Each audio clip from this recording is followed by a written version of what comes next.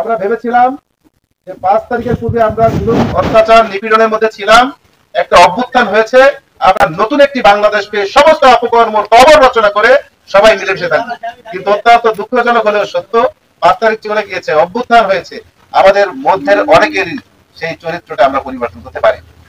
আমরা সেই জায়গায় ফিরে যেতে চাই যে জায়গায় সকল মানুষ সম্মান এবং শ্রদ্ধা নিয়ে বসবাস করবে, ছোটরা স্নেহের জায়গায় থাকবে, ধর্মীয় অনুভূতি যে যার জায়গা থেকে পালন করবে, কেউ কারো করে একটু অত্যাচারমূলক আচরণ করবে।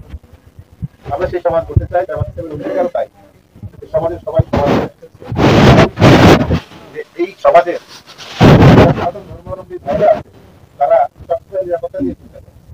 আসলেই তাই। আমি অনেক জায়গায় অনেক আপনার সনাতন ভাইদের নিয়ে সমাবেশ করেছি, অনেক জায়গায় তাদের কাছে জিজ্ঞাসা করেছে আপনারা আপনারা কি চান বাংলাদেশে, বলেন একটা রাজনৈতিক দলের কাছে কি চাওয়া, টাকা পয়সা করে আমরা টাকা দেই, আমরা পয়সা দেই, আমরা নিরাপত্তা সহকারে এখানে বাস করতে চাই।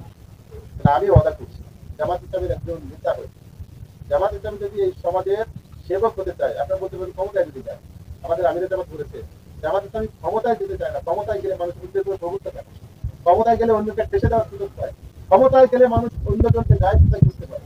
এই জন্য জামাত ইসলামী ক্ষমতা নয়, জামাত ইসলামী এই দেশের সেবক হতে চায়। জামাত ইসলামী সেবক হলে মানুষের ক্ষমতার উপর প্রভুত্ব খাটাবে না, মানুষের সেবা করবে, সেবকটা প্রভু হয়। এই কারণে ভাইরা আমরা আমরা ক্ষমতা না, আপনাদের সেবক যেন হতে পারি, এই সুযোগটা আপনারা দেবেন। আমরা যদি সেবক হই, নির্দ্বিধায় বলতে পারি আল্লাহকে সাক্ষী রেখে আপনারা সকল মানুষের মতো নিরাপদে থাকবেন, আপনাদের নিরাপত্তার দায়িত্ব পরিপূর্ণভাবে আমরা পালন করতে পারব। এখন যদি বলেন রাত ভাই আপনি তো বড় নেতা, আপনি নিরাপত্তা ব্যবস্থা করতে পারেন না, এটা করতে পারেন, কিন্তু নিরাপত্তা ব্যবস্থা করতে পারি না তার এই যে আপনাদের খোঁজ দেওয়া, আপনাদের কাছে আসা, মন্দির পাহারা দেওয়া, এটা কি নিরাপত্তার একটা অংশ না? অবশ্যই নিরাপত্তার একটা অংশ, সেটা আমরা পালন করছি, কিন্তু পরিপূর্ণ নিরাপত্তার জন্য অবশ্যই রাষ্ট্রীয় পাওয়ারের প্রয়োজন আছে। পরিপূর্ণ নিরাপত্তা পাওয়ার জন্য প্রপার ইউটিলাইজ করতে হবে রাষ্ট্রীয় জায়গায়। ওইখানে যাওয়ার জন্য যদি আপনারা ভূমিকা পালন করেন আর আমরা যদি পৌঁছাতে পারি, আর চিন্তা ইনশাআল্লাহ আপনাদের কাঙ্ক্ষিত নিরাপত্তা আপনারা পাবেন। এটা আপনাদের কাছে আমি বলবো না আপনাদেরকে বাড়ি করে দেবো, গাড়ি করে দেবো, মন্দির 1 তলা আছে এটা 5 তলা করে দেবো, জমি আছে 2 কাঠা এটা 5 কাঠা করে দেবো, এটা বলতে পারছি।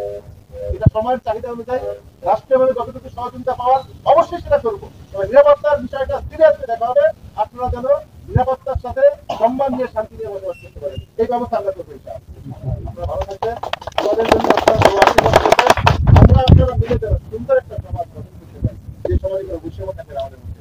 ধন্যবাদ, আল্লাহ হাফেজ, আবারও দেখা হবে। তাহলে আমার মনে হয় এই বাংলাদেশে হিন্দু মুসলিম বৌদ্ধ খ্রিস্টান যারা আছে তারা মনে হয় শান্তিতে বসবাস করবে। আমি আর কিছু বলতে চাই না, বলি আমি